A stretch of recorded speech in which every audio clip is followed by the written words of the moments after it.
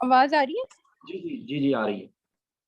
अच्छा, मैं ना अभी आईसीयू ड्यूटी में हूँ, तो शायद बीच बीच में ना आवाज शायद कट जाए, तो वो अभी मैं कुछ ठीक है बता नहीं ठीक सकती है। उसका। अच्छा, लोकल लोकल ठीक है। एनेस्थेटिक का मैकेनिज्म ऑफ एक्शन क्या है? अभी मैं उसके ऊपर जा रही हूँ। अभी मैंने उसके पीके के बारे में जो है ना वो कॉन्सेप्ट क्लियर किया है, कि हम्म, फिजियोलॉजिकल पीएच और पीके के कॉन्सेप्ट को क्लियर किया अभी क्या मैंने। क्लियर हुआ, क्या क्या समझ आए?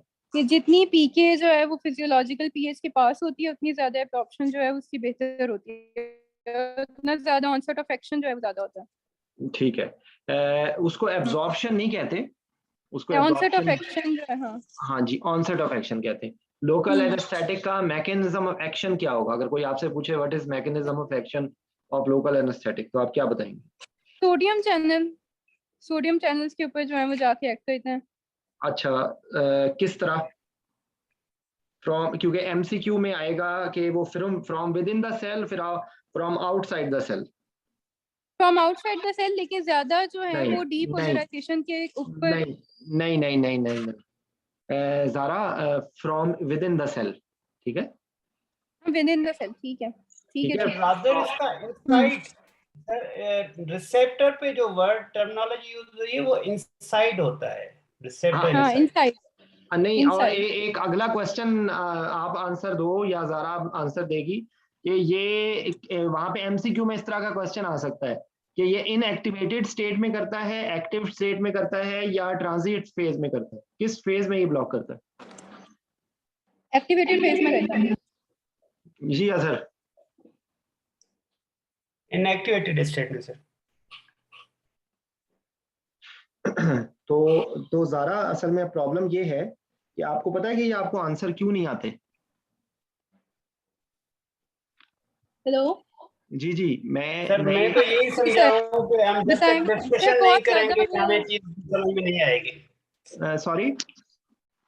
सर सर मैं जो बीच में ना। समझाऊँ ना कि हाँ हम हाँ। पढ़ तो लेते हैं, 1 2 4 घंटे किताब रट लेते हैं, जिस तरह सर ताया ने भी कहा था कि 20% मैक्सिमम रिटेन होती है चीजें, और शायद मुझे तो 20% भी ना होती हूँ। आपको 20%, मैं इस मैं ये कहता हूँ कि मैं 2% भी नहीं होती। इसमें देखो, डिस्कशन नहीं करता। हाँ जारा, देखो जारा, मेरी बात सुनो। हमारा मकसद जो है ना वो एक दूसरे की करेक्शन करना है, ठीक है। और ठीक हमारा है हमारा मकसद ये है कि आपको ये क्यों नहीं आता, क्योंकि मैं आपको 100% कह सकता हूँ कि आपने ये मॉर्गन से पढ़ा है, इसलिए आपको कुछ नहीं आता। सर, अभी मैंने कहीं से स्टार्ट ही नहीं किया। अभी मैंने सिर्फ एक आर्टिकल को ना ओवरलुक किया। अभी मैंने ये चैप्टर स्टार्ट ही नहीं मतलब पढ़ना शुरू किया, लेकिन अच्छा, मैं अब कर रही हूँ अभी पढ़ना शुरू। देखो, अब इसलिए मैंने कहा कि मैं पढ़ रही हूँ। मैं आपको बताता हूँ। देखो, अब इसका मैं यहीं पर, क्योंकि देखो मेरा मकसद आप लोगों को, किसी को भी याद रखें बात, अब कि जब डायरेक्ट इंटरेक्शन होता है, मैसेज में तो कोई मैसेज सुनता नहीं है, पढ़ता नहीं है, तो वो पता नहीं चलता।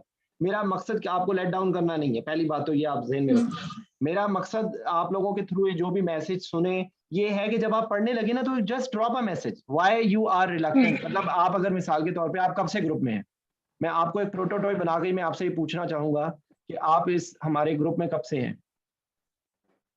सर शायद 2 3 महीने, 3 महीने में हूँ, तीन आपने चार दो महीने में हूँ। तीन महीने में मेरे से कितनी दफा सवाल पूछा है, या ग्रुप में आपने कितनी दफा सवाल पूछा है? मैं एक ही दफा पूछा था, सिर्फ एक्मी वाला केस था एक, उसके बारे में पूछा था। हाँ, तो आपने क्यों नहीं पूछा? यही तो क्वेश्चन है। देखें, याद रखें बात, असल में प्रॉब्लम ये है कि क्योंकि हमारी ये रूटीन ही नहीं है, हमारी डिस्कस करने की रूटीन ही नहीं है, ठीक है। अभी अजहर जो आपको बता रहे हैं ना, अजहर काफी सीनियर है, ठीक है। अजहर इस वक्त एग्जाम के अंदर स्टक हुए हुए, तो आपको उनकी इस बात से बात समझ आएगी कि देखो, पढ़ने का कोई फायदा नहीं है। यकीन, अगर आप मेरे से पूछो ना कि जो प्रोफेशनल स्टडीज होती है ना, जिस लेवल पे आप हो, आप अभी ये समझ रही होगी, आपके आसपास के लोग ना आपको जब पूछते होंगे ना फर्स्ट सेकंड ईयर, तो आपको अच्छा अच्छा सेकंड ईयर, यानी कि अभी अभी आपको कुछ पढ़ने की जरूरत नहीं है, ठीक है। आमतौर पे हमारा परसेप्शन ये होती है, जबकि मेरे हिसाब से इस ग्रुप में जो first year second year residents हैं, वो मेरे लिए सबसे, जिसको कहते हैं ना कि मेरे लिए मेन टारगेट वो हैं, क्योंकि मैं आप लोगों का, मैं माइंड चेंज कर सकता हूँ, मैं आप लोगों की अप्रोच चेंज कर सकता हूँ। एट बिल्कुल जो लास्ट ईयर रेजिडेंट्स हैं या जो एग्जाम दे रहे हैं, उनको उन पर मैं उतना उस तरह से मैं शायद, मुझे फायदा नहीं होगा उनकी हेल्प करने का इमीडिएटली, या उनको फायदा नहीं होगा इमीडिएटली जितना आपको हो सकता है, ठीक है। तो एक तो अब ये मेरी रिक्वेस्ट ये है कि आप सब लोग जो भी केस करवाने लगे, just drop a message, just like, देखो मतलब इसका ये आप ये समझ लो कि देखो, एक तो बात ये है कि it's not matter of ego, ठीक है। इट्स नॉट मैटर ऑफ कि अगर आप कोई सवाल पूछोगी तो आप कोई गलत आंसर दे दोगी तो कोई आपको आके मजाक उड़ाएगा, मतलब वी आर ऑल प्रोफेशनल्स, ठीक है। तो अनफॉर्चुनेटली क्योंकि ये चीज आपके वर्क प्लेस पे होनी चाहिए और अनफॉर्चुनेटली हमारे वर्क प्लेस पे ये सिस्टम ही नहीं है। वहां पर ये नहीं बताया जाता कि पढ़ने की थिंग्स टू लर्न क्या है, वहां पर सिर्फ ये बताया जाता है कि ये पढ़ लो, यहां से पढ़ लो, ये टॉपिक मॉर्गन से पढ़ लो, मतलब ये नहीं बताया जाता कि उसमें से इंपॉर्टेंट थिंग्स टू डू क्या है। अब आप अगर मिसाल के तौर पे अगर आप ये जो लोकल एनेस्थेटिक के टॉपिक को ही हम प्रोटोटाइप लेना, तो सबसे पहले आपको ये पता होना चाहिए कि लोकल एनेस्थेटिक का मैकेनिज्म ऑफ एक्शन क्या होता है, ठीक है। From within the cell, from outside the cell, MCQ में भी इसी तरीके से सवाल पूछा जाएगा और अगर किसी भी मोड में आपको पूछा जाएगा तो आपका कॉन्सेप्ट ये होगा। फिर उसके बाद ये कि जैसे आपने एक कॉन्सेप्ट आपने बिल्कुल क्लियर बताया है कि ऑनसेट ऑफ एक्शन जो है वो पीके पे डिपेंड करता है, ठीक है। तो इसी तरीके से ड्यूरेशन ऑफ एक्शन किस पे करता है, फिर उसके बाद जो है वो लिपिड सॉल्युबिलिटी का क्या रोल होता है, फिर उसके बाद प्रोटीन बाइंडिंग का क्या रोल होता है, फिर उसके बाद इसके अंदर वेजो कंस्ट्रिक्टर ऐड करने का क्या फायदा या नुकसान होता है, इसके अंदर कोई एडजेंट्स यूज करें तो उसका क्या फायदा या नुकसान होता है, ठीक है। फिर डिफरेंट इसका मेटाबॉलिज्म कैसे होता है, जब आप किसी जगह पे इंजेक्ट करते हैं उसके बाद उनका क्या फेट होता है, समझ नहीं बात आप। लोकल एनेस्थेटिक किस्म के फाइबर्स को, ये मैंने क्वेश्चन बाय द वे ये जो टॉपिक है इसके क्वेश्चंस मैंने बनाए हुए हैं। कुछ टॉपिक्स ऐसे हैं जिनके नहीं क्वेश्चन बने हुए, लेकिन अगर आप इस टॉपिक का क्वेश्चन के फोल्डर में आप जाएंगी तो रीजनल एनेस्थीसिया के क्वेश्चंस में अगर आप खोल सकते हो तो प्लीज अभी इसी टॉपिक को ही हम टच कर लेते हैं। आप अभी ये क्वेश्चन टॉपिक वाइज क्वेश्चन का फोल्डर खोलो, उसमें से क्वेश्चंस को पढ़ते जाओ। कहाँ से खोलना है? ये अजहर को मैंने कहा है आप। अच्छा जी, तो बेसिकली तो इसके अंदर फिर उसके बाद मुझे ये बताएं कि लोकल जी जी, तो इसमें ये क्वेश्चन पढ़े। सबसे पहले ये एपिड्यूरल के बारे में क्वेश्चन होंगे, उनको स्किप करके आप लोकल एनेस्थीसिया के बारे में जो क्वेश्चन है उस पे आ जाएं पहले। एक सेकंड सर, ओपियाइड्स हो गया, role of rational opioid stress reduce radial block, हाँ, और हाउ टू इंजरी।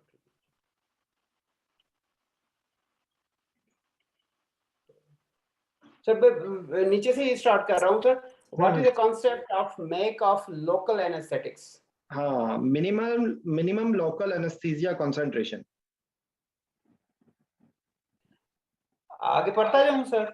ये इसका तो आंसर मुझे भी याद नहीं है, इसलिए आगे ही चल पड़े। ये पढ़ के बताना।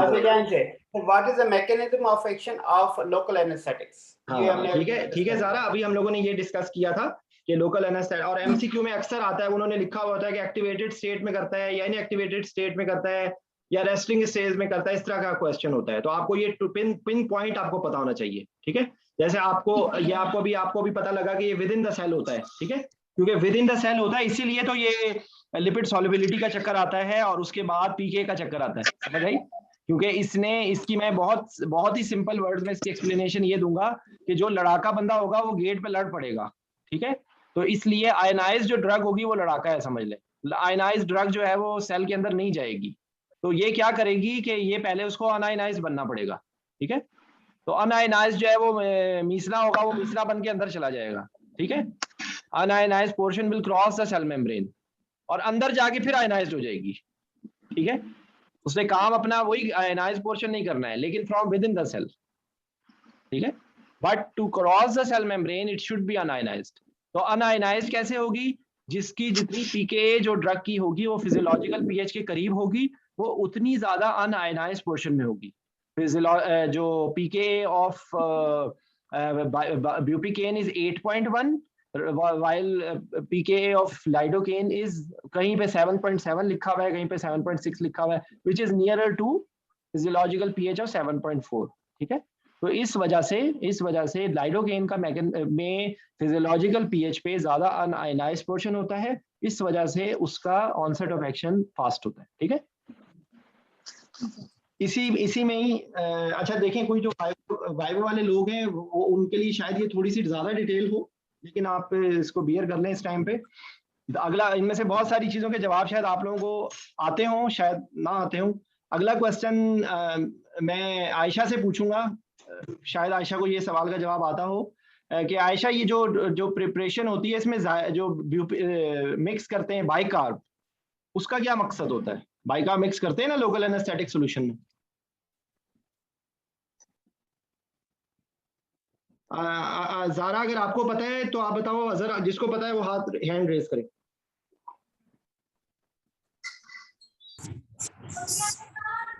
सर अनआयनाइज्ड फॉर्म को इंक्रीज करने के लिए, ताकि वो मेम्ब्रेन को इजीली पेनिट्रेट करे, इसलिए ऐड करते हैं। नहीं, वो बात आपकी बात ठीक है, लेकिन ये कैसे करता है? सर पीएच बढ़ा के करता है। वो पीएच देखे ना, वो तो अब मतलब लाइक ये कि लाइडोकेन तो वैसे, ये मुझे बताएं कि जो लोकल एनेस्थेटिक्स होते हैं ये एसिड्स होते हैं या बेस होते हैं?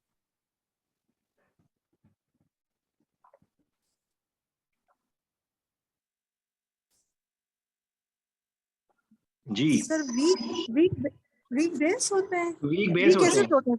नहीं वीक बेस होते हैं। वीक बेस होते हैं, तो मुझे बताएं फिर बाइकार्ब ऑलरेडी, अगर ऑलरेडी ये वीक बेसिस होती हैं तो फिर इसको बेस में बेस क्यों मिक्स करते हैं? इसका आंसर असल में इसलिए ही क्योंकि किसी किताब में नहीं लिखा भाई, ये आपको कहीं पर भी किसी भी किताब में लिखा हुआ नजर नहीं आएगा मोस्ट प्रोबेबली। आपने कभी देखा है? जरा सा एम्प्यूल को याद करें, लाइडोकेन हाइड्रोक्लोराइड, ब्यूपिकेन हाइड्रोक्लोराइड, ये क्यों होता है? हाइड्रोक्लोराइड क्यों मिक्स किया होता है हमने?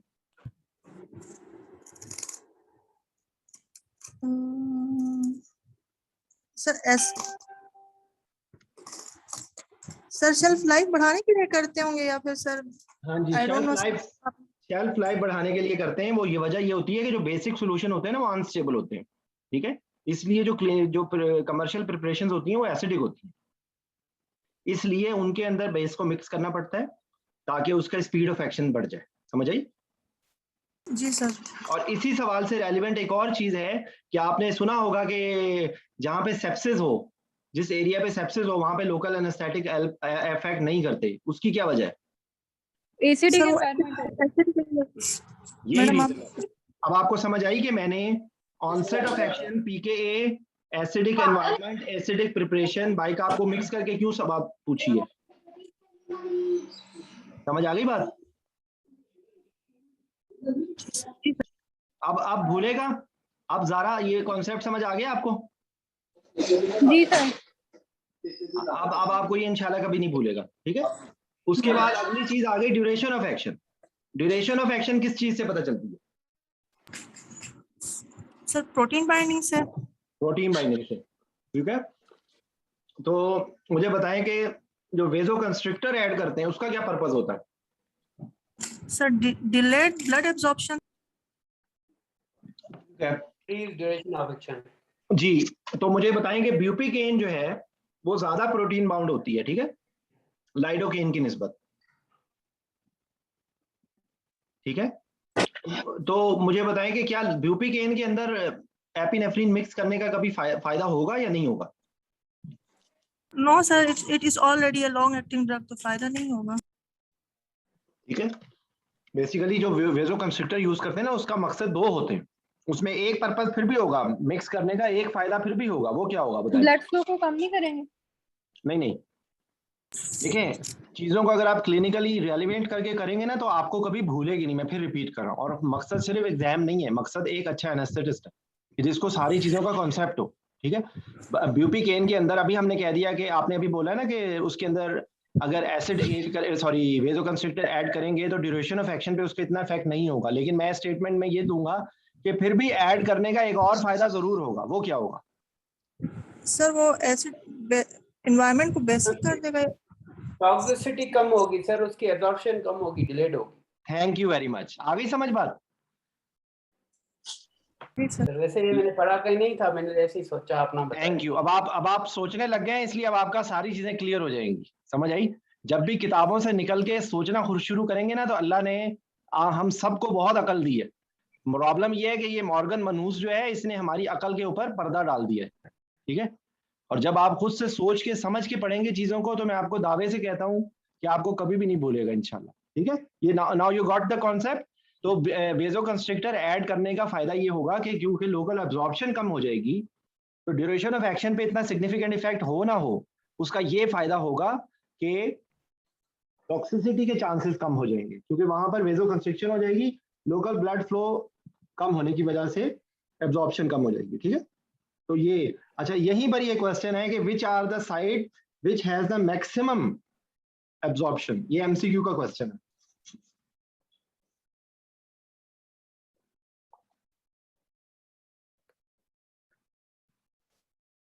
जी सर बताओ। सर फर्स्टली जो ना वो आईवी सबसे ज्यादा होती है ना, उसके बाद इंटरकोस्टल और होती है सर, अगर मैं सही कह रहा हूँ तो। ठीक है, बिल्कुल सही है। मतलब बेसिकली इंटर को जो नर्व और ब्लॉक्स है ना, लास्ट में जो है ना वो सबक्यूटेनियस होती है। जो ब्लॉक्स है ना उनमें सबसे जो ज्यादा एब्जॉर्ब होता है ना वो इंटरकोस्टल नर्व ब्लॉक से होता है। उसके बाद ये caudal, by the way caudal याद रखें, कॉर्डल भी बहुत खतरनाक है। ठीक है, कॉर्डल के अंदर से भी ज्यादा एब्जॉर्प्शन होती है। ठीक है, ये बात हो गई। और इसके अलावा जो मेन 2 ग्रुप्स हैं लोकल एनेस्थेटिक्स के, वो कौन कौन से होते हैं? एस्ट्रेस एंड अमाइंस। में क्या फर्क होता है?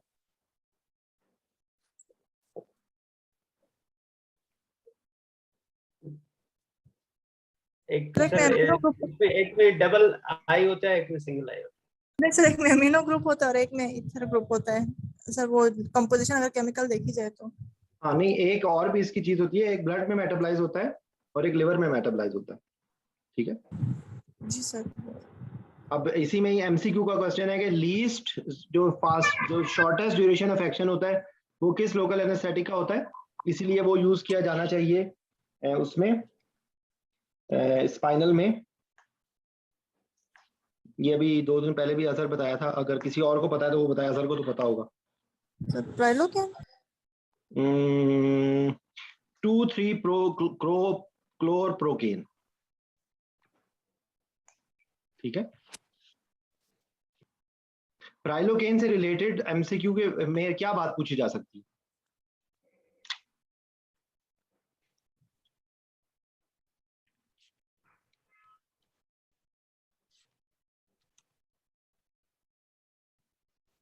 प्राइलोकेन की एसोसिएशन किस चीज से होती है?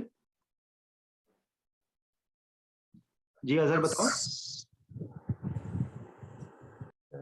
प्राइलोकेन की, हाँ, मेट हीमोग्लोबिनीमिया। मेट हीमोग्लोबिनीमिया। ठीक है, मेट हीमोग्लोबिनीमिया। और प्राइलोकेन जो है वो एक और किस में इसमें यूज होता है? बायर्स में सर ये लोकल एनेस्थेटिक हम जो लगाते हैं ना, वो जो स्प्रे, उसमें होता है सर। स्प्रे नहीं, दूसरी चीज है, आप करीब पहुंच गए हो। सर वो आईवी लाइन के लिए जो हम लोकल एनेस्थीसिया देते हैं। What is EMLA cream? EMLA, हाँ एमला सर। एंड प्राइलोकेन। ठीक है, इट इज, उसके लिए लफ्ज क्या होता है? लफ्ज क्या होता है उसके लिए? क्या लफ्ज लिखा होता है? नहीं, एमला क्रीम। ये एमला से क्या बनता है? एमला क्रीम से क्या बनता है? ये एमला क्रीम किसी चीज का एब्रिविएशन है।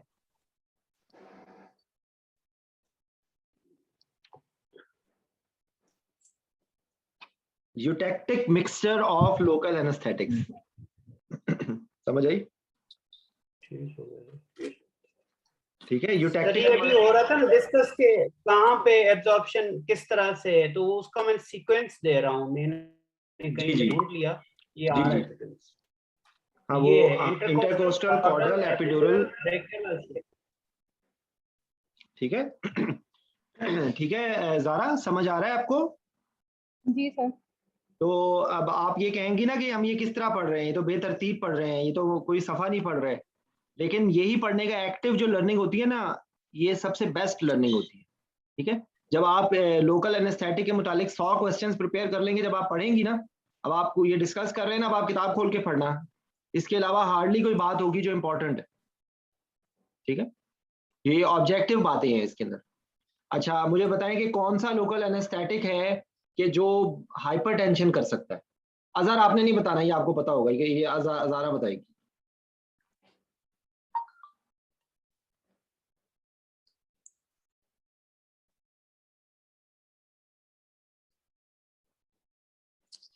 याद आया नहीं था? पता। कोकेन, ठीक है। Cocaine is actually local anaesthetic, but it has vasoconstrictive properties, ठीक है। और इसके अंदर एडिक्टिव प्रॉपर्टीज होती हैं, एडिक्शन के लिए भी, एडिक्शन भी होता है इससे, यूफोरिया होता है इससे, ठीक है। और ये वो जो अक्सर मूवीज में दिखाते हैं ना, वो हाथ पे रख के वो सक कर रहे होते हैं, जो नाक से सूंघ रहे होते हैं, वो बेसिकली कोकेन होती है, ठीक है। तो कोकेन के बारे में आपको ये पता होना चाहिए, कोकेन से हाइपरटेंशन हो सकती है, ठीक है। और कोकेन थ्योरेटिकली यूज किया जाता है ये एयरवे के एनेस्थीसिया में भी, जो है ना, कोकेन के प्लेजेट्स होते हैं जो नोज में रखते हैं वेजोकंस्ट्रिक्टर के तौर पे, ठीक है। वेजोकंस्ट्रिक्टर भी होती, वेजोकंस्ट्रिक्शन भी होती है इससे, और लोकल एनेस्थीसिया भी होता है, ठीक है।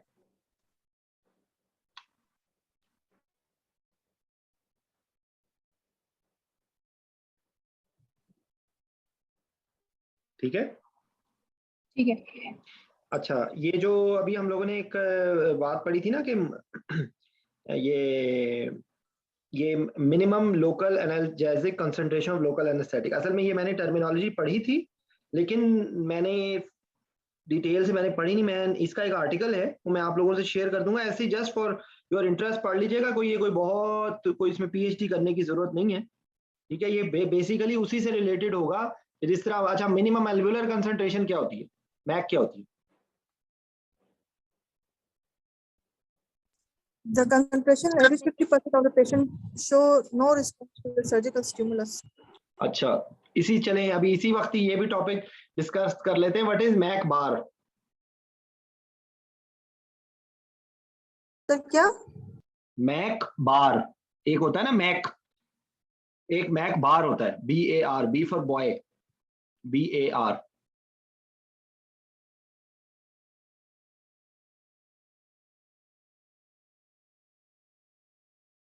जी, किसी को पता है? सब बहुत पहले पढ़ा था, मेरे ख्याल से 1.3 टाइम्स द मैक होता है, उसको मैक बार कहते हैं। सर याद नहीं आ रहा। BAR से बनेगा क्या? ये इन्होंने गोरों ने, बेचारों ने ना, किसी वजह से नाम रखे हैं ये। ब्लंट एड्रीनर्जिक रिस्पॉन्स, ठीक है।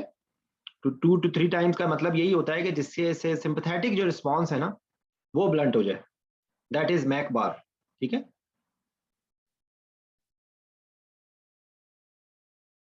तो इसी तरीके से जो है ना, जो बार ये मैक के रेफरेंस है ना, आपको 3 टर्मिनोलॉजीज आनी चाहिए, एक मैक बार और एक मैक अवेक।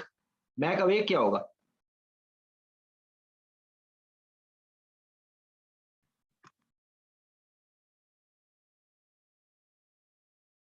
जी, मैक अवेक क्या होगा?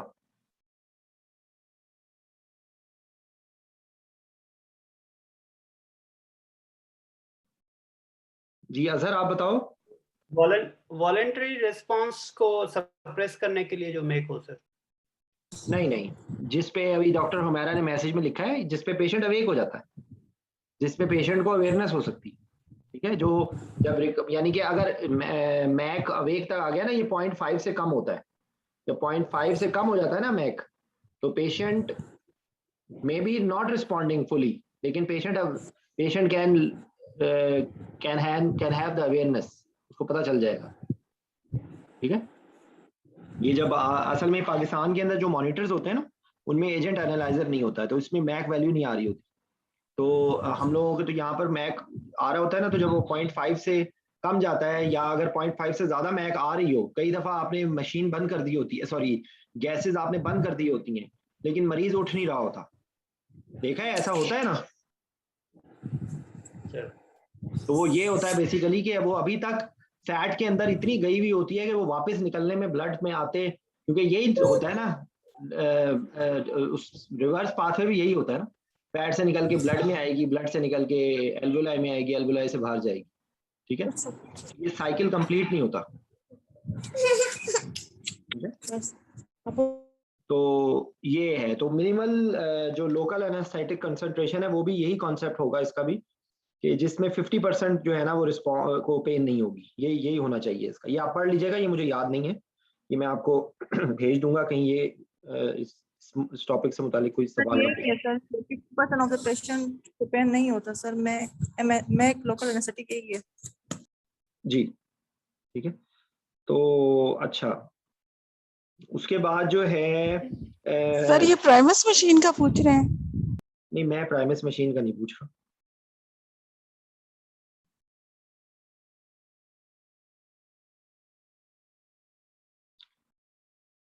अच्छा, मुझे ये बताएं कि लोकल एनेस्थीसिया सिस्टेमिक टॉक्सिसिटी क्या होती है?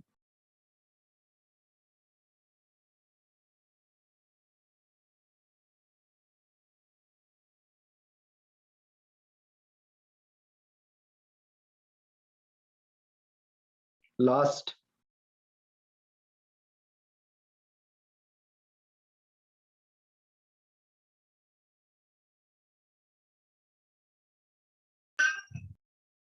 जी निघत, आप बताएं।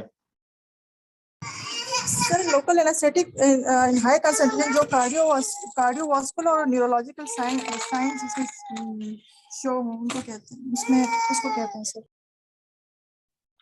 जी आयशा, इसको कैसे मैनेज करेंगे?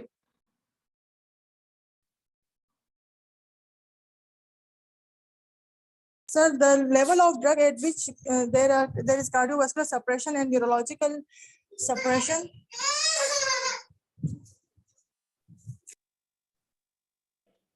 इसको मैनेज कैसे करें? सर जो इसके रिस्पॉन्सेज आएंगे, अगर वो हाइपरटेंसिव एड्रिनर्जिक रिस्पॉन्सेज दे रहे जैसे हाइपरटेंशन और टैकीकार्डिया, तो उसको हम मैनेज करेंगे और साथ साथ में फिर हम मैंने आपको किसी भी इमरजेंसी को, किसी भी मैनेजमेंट को तो ये बोलना चाहिए या नहीं बोलना चाहिए? जी बोलना चाहिए। ठीक है, इमीडिएटली कॉल फॉर हेल्प। अगर कोई सोर्स, अगर कोई पेशेंट को अभी भी किसी सोर्स से जा रही है तो आप उसको स्टॉप करेंगे, इमीडिएटली कॉल फॉर हेल्प करेंगे। इमीडिएटली आप जो है ना आपकी अप्रोच होगी airway breathing circulation, make sure patients airway is patent. ठीक है, patient is breathing, patient conscious level is detected, immediately आप उसका एयरवे को सिक्योर करेंगे। अगर पेशेंट को कार्डियक अरेस्ट हो गया तो आप कार्डियक अरेस्ट की लाइंस पे जाएंगे। एरिथमियाज हो रहे हैं तो एरिथमियाज को ट्रीट करेंगे और एट द सेम टाइम आप इमीडिएटली उसको इंट्रालिपिड इन्फ्यूजन स्टार्ट करेंगे। ठीक है, इंट्रालिपिड की क्या डोज होती है? सर 20% है, 1.5 ml पर kg बॉडी वेट। और टोटल मैक्सिमम डोज कितनी होती है? 100 mg per hour सर, और उसके बाद 1000 mg in 24 hours। नहीं, ये आप कहाँ से बता रही हैं, ये क्या बता रही हैं? सर शायद मैं गलत हूँ सर, मैंने बहुत पहले पढ़ा था 1.5 mg आपका वाइवा है ना? नहीं सर, मैं अभी सर रिटर्न दूंगी सर। अच्छा, बहरहाल ये आपको याद टिप्स पे होना चाहिए। देखिए कुछ चीजें ऐसी होती हैं कि जिनको ना भूलने की, आमतौर पे डोजेस इतनी इंपॉर्टेंट नहीं होती, लेकिन कुछ डोजेस आपके टिप्स पे होनी चाहिए। इसकी मैक्सिमम डोज होती है 12 ml पर kg। ठीक है, तो वो जो आपने पढ़ा है वो आपने ठीक पढ़ा है, लेकिन उसके अंदर इसको इस तरीके से होता है कि इन्फ्यूजन स्टार्ट कर देते हैं, फिर एक बोलस रिपीट करते हैं और इन्फ्यूजन की रेट को डबल कर देते हैं। मैक्सिमम जब अचीव हो जाए 12 ml पर kg, उससे ऊपर आपने नहीं देना। ठीक है, इंट्रालिपिड का मैकेनिज्म ऑफ एक्शन क्या होता है? सर ये लाइपोसोमल बोलता है सर, ये बाइंड, मतलब सर ये बाइंड करता है हर तरफ से लोकल एनेस्थेटिक को। क्या कहना चाहिए उसको सर, जैसे ग्लोब्यूल होता है उस तरह सर अपने अंदर ये उसको ट्रैप कर लेता है।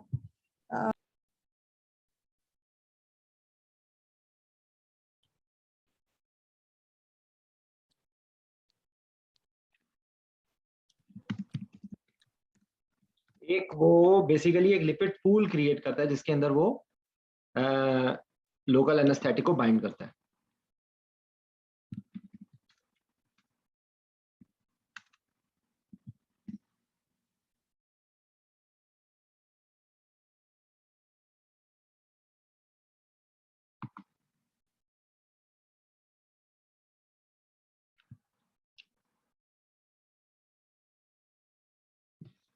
आवाज आ रही है आपको?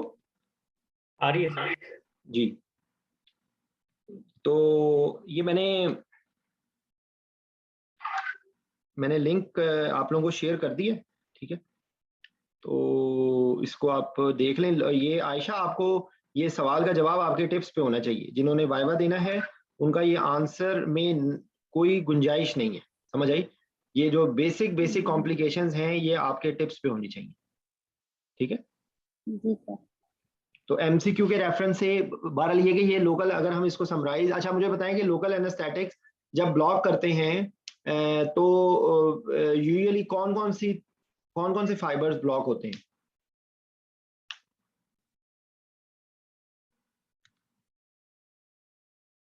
सी फाइबर्स और ए डेल्टा।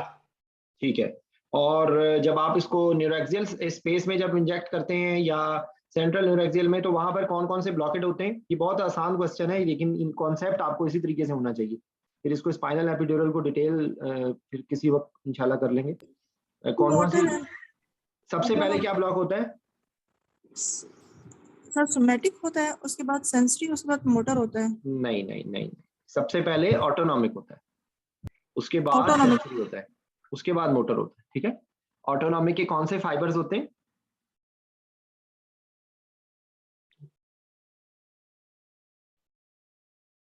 जी अजहर, ऑटोनॉमिक के कौन से फाइबर्स होते हैं? सर अभी भूल गया, नहीं आ रहा है। B for boy, B fibres. ये एमसीक्यू में आता है ये क्वेश्चन, ठीक है। इसीलिए वो सबसे स्मॉल, ये जो है ना, इसका चार्ट कोई शेयर कर दे ग्रुप में, जो नर्व फाइबर्स की जो डायमीटर होता है और उसके अंदर जो स्पीड होती है, ठीक है। तो ये एमसीक्यू के रेफरेंस से ये आपको टिप्स पे होना चाहिए। और आपको इसका भी, जिस तरह आपने अभी ये किया है ना कि सबसे पहले सबसे ज्यादा टॉक्सिसिटी किसमें होती है, उसके बाद टॉक्सिसिटी किसमें होती है, उसके बाद टॉक्सिसिटी किसमें होती है, तो इसमें मेरा इसी तरीके से ही आपको ये आना चाहिए कि सबसे पहले कौन सा फाइबर ब्लॉक होते हैं, फिर कौन से फाइबर ब्लॉक होते हैं, फिर कौन से फाइबर ब्लॉक, ठीक है। और अभी जो एमसीक्यूज के रेफरेंस से तैयारी कर रहे हैं उन लोगों से मेरी रिक्वेस्ट है कि एमसीक्यूज के फोल्डर में जाएं, उसके बाद आपको रीजनल एनेस्थीसिया के एमसीक्यूज मिलेंगे, उसके अंदर आपको मास्टर पास के नाम से एमसीक्यूज की बुक मिलेगी, वो आप, मेरी तरफ से हाईली रिकमेंडेशन है कि वो आप जरूर पढ़ें, ठीक है। उसके अंदर सिर्फ आपने एक चीज को एक्सक्लूड कर दें कि उसके अंदर जितने ब्लॉक्स हैं ना, उसकी एक से ज्यादा 4-4, 5-5 अप्रोचेस लिखी हुई हैं, उनको आप एक्सक्लूड कर दें। उसके अलावा वो किताब पूरी की पूरी पढ़नी वर्थ है। उसके अंदर पेन के भी एमसीक्यूज हैं, उसके अंदर सारे ब्लॉक्स आपके कवर हो जाएंगे, उसके अंदर आपका लोकल एनेस्थीसिया आपका बेहतरीन कवर हो जाएगा, उसमें आपके एनाल्जेसिया बहुत अच्छा कवर हो जाएगा, मतलब बहुत अच्छी उसके अंदर हाई यील्ड है और बहुत आसान लफ्जों में लिखा है। तो वो जो एमसीक्यूज की जो अभी जो पढ़ रहे हैं या जो वैसे अभी इस वक्त तैयारी के उसमें हैं, वो जरूर पढ़ें, ठीक है। Okay sir. तो मैं फिर इंशाल्लाह, क्योंकि मैं आज इवनिंग में ज़रा बिजी था, तो मैंने कहा मैं अभी बात कर लेता हूँ। नुसरत बाजी जो है वो अब आई हैं, तो अब नुसरत, अब लेट हो गए आप, लेट हो गई आप। नुसरत से जल्दी से हम लोकल एनेस्थीसिया की टॉक्सिसिटी की मैनेजमेंट पूछ लेते कि भाई एक पेशेंट को एपिड्यूरल लगा हुआ था, नुसरत सडनली पेशेंट अनकॉन्शियस हो गया है, एपिड्यूरल की इन्फ्यूजन चल रही थी, तो आपकी क्या डिफरेंशियल डायग्नोसिस में क्या होगा और आप what will you do immediately? Sir सबसे पहले तो मैं जो है जो कॉज ऑफ टॉक्सिसिटी है सर, वो उसका एपिड्यूरल बंद करूंगी। इसके बाद sir ABC call for help करूंगी, एबीसी करूंगी, और पेशेंट का जो है तो वही सारा एबीसी करने के बाद सर पेशेंट का ना, एक सेकंड यहाँ पे सिर्फ, बाकी सही, बहुत अच्छा बताया आपने, बेहतरीन स्टार्ट किया है। एबीसी को एबीसी नहीं सिर्फ बोलना, एबीसी को थोड़ा सा एलैबोरेट करना है, मामूली सा, ठीक है, बहुत मेगा डिटेल में भी नहीं जाना। हाँ एयरवे ब्रीदिंग सर्कुलेशन को मैं जो है वो मेंटेन करूंगी। पेशेंट अगर हाइपरटेंसिव है, हाइपोवोलेमिक है, तो सर उसको रिसर्च नहीं। और फिर सर इसमें एक सेकंड एयरवे एबीसी के लिए आंसर मैं बता रहा हूँ। My approach will be airway breathing circulation. I will make sure patient's airway is patent and patient is breathing well. Patient, I will check the blood pressure and I will make sure patient has good IV lines, and if hypotensive or hypovolemic, I will immediately start the volume or inotrope vasopressor. ये इस तरीके answer होता है। ये खाली होता नहीं होता कि मैं ABC पे करूंगी, मैं ABC करूंगी, मैं ये आंसर इज इनकम्प्लीट। वो आपसे अगर खुद से पूछ लेंगे तो आपने ये आप रूटीन में ये बोलना ये कर लें प्रैक्टिस।